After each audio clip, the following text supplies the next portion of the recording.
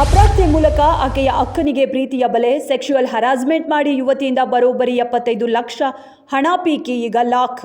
ಬೆಂಗಳೂರಿನ ದಾಸರಹಳ್ಳಿಯಲ್ಲಿ ವಾಸವಿರೋ ಸಂತ್ರಸ್ತ ಯುವತಿ ಶುಭಾಂಶು ಶುಕ್ಲಾ ಸಂತ್ರಸ್ತೆಗೆ ಚಿತ್ರಹಿಂಸೆ ಕೊಡ್ತಿದ್ದಂತೆ ಈ ಕೇಡಿಗೆ ಈಗಾಗಲೇ ಮದುವೆಯಾಗಿದೆ ಅನ್ನೋ ಮಾಹಿತಿ ಗೊತ್ತಾಗಿದೆ. ವಿಶಾಖಪಟ್ಟಣಂ ದುವ್ವಾಡ ಮೂಲಕ ಎರ್ನಾಕುಲಂಗೆ ಹೋಗ್ತಿದ್ದ ಟಾಟಾನಗರ್ ಎರ್ನಾಕುಲಂ ಎಕ್ಸ್ಪ್ರೆಸ್ ರೈಲಿನಲ್ಲಿ ಬೆಂಕಿ ಹೊತ್ತಿಕೊಂಡಿತ್ತು. ನಿನ್ನೆ ಮಧ್ಯರಾತ್ರಿ ಪ್ರಯಾಣಿಕರು ಗಾಢ ನಿದ್ರೆಯಲ್ಲಿದ್ದಾಗ ಇದ್ದಕ್ಕಿದ್ದಂತೆ ಬೆಂಕಿ ಕಾಣಿಸಿಕೊಂಡಿತ್ತು. ಬೆಳಗಿನ ಜಾವ 1:30ಕ್ಕೆ ಅಪಘಾತ ಸಂಭವಿಸಿದೆ ಎಂದು ವರದಿಯಾಗಿದೆ. ದುರ್ಘಟನೆಯಲ್ಲಿ ಓರ್ವ ವ್ಯಕ್ತಿ ಸಜೀವ ದಹನವಾಗಿದ್ದಾರೆ.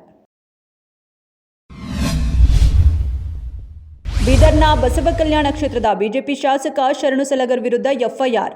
ಶಾಸಕ ಸಲಗರ್ ಚುನಾವಣೆ ಸಂದರ್ಭದಲ್ಲಿ ಉದ್ಯಮಿ ಸಂಜು ಸುಗುರೆಯಿಂದ 99 ಲಕ್ಷ ರೂಪಾಯಿ ಸಾಲ ಪಡೆದಿದ್ರಂತೆ. ಕೊಟ್ಟ ಸಾಲವನ್ನ ಎಷ್ಟೇ ಬಾರಿ ಹಣ ಕೇಳಿದ್ರೂ ಮರುಪಾವತಿಸಿಲ್ಲ. ಈ ಹಿನ್ನೆಲೆ ಉದ್ಯಮಿ ಸಂಜು ಸುಗುರೆ ಶಾಸಕರ ವಿರುದ್ಧ ಕೋರ್ಟ್ನಲ್ಲಿ ದಾವೆ ಹೂಡಿದ್ರು. ಸದ್ಯ ಕೋರ್ಟ್ ಸೂಚನೆ ಮೇರೆಗೆ ಬಸವಕಲ್ಯಾಣ ನಗರ ಠಾಣೆಯಲ್ಲಿ ಎಫ್ಐಆರ್ ದಾಖಲಾಗಿದೆ. ತಲೆನೋವು ಅಂತ ಯುವಕ ಪುನೀತ್ ಆಸ್ಪತ್ರೆಗೆ ದಾಖಲು. ಈ ವೇಳೆ ರಕ್ತಹೀನತೆ ಆಗಿದೆ, ರಕ್ತ ಕೊಡಬೇಕು ಎಂದಿದ್ದ ವೈದ್ಯರು. ಜಯನಗರ ಸಾರ್ವಜನಿಕ ಆಸ್ಪತ್ರೆಯ ಸಿಬ್ಬಂದಿ ಉಮೇಶ್ ಎಡವಟ್ಟು.